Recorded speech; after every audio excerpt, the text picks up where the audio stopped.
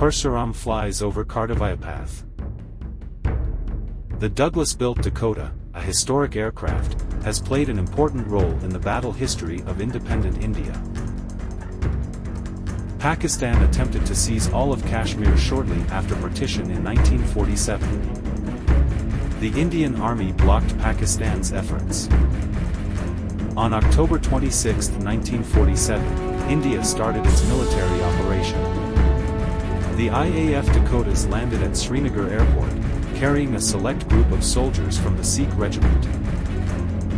It was a breakthrough point in the First India-Pakistan War of 1947–48. After a fierce struggle, our army managed to thwart the Pakistani Lashkars and Pashtun tribesmen for most of the Kashmir Valley.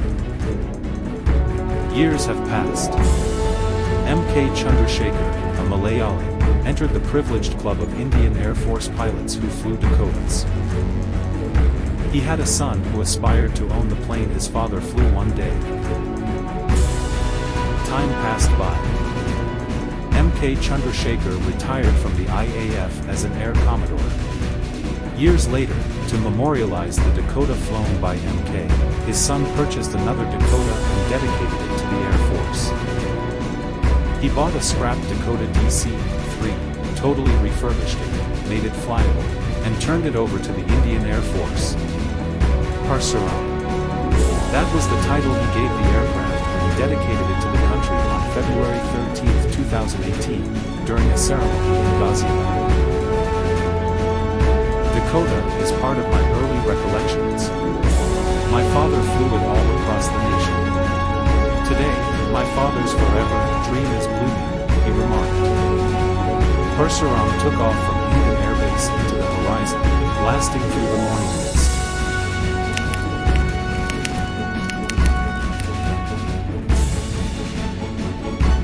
Parsuram flew above Kardavaya Path, making history on India's 75th Republic Day. That son who fantasized about the aircraft his father flew is now a minister of the state. His name is Rajiv Chandrasekhar. He accepted this challenge, not just for his father. It is also the result of a childhood spent in military camps and a desire to build a business in the country despite having a decent job overseas. His decision was driven by his commitment to tackle ex-servicemen's difficulties, as well as his persistence in implementing one rank, one pension.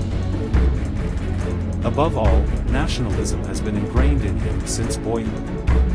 That is what motivates him to pursue such activities without regard for profit or loss.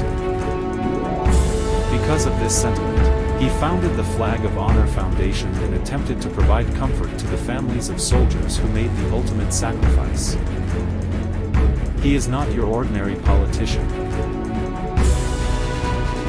He is a fervent nationalist who is motivated to make every vision he has for society and the country a reality.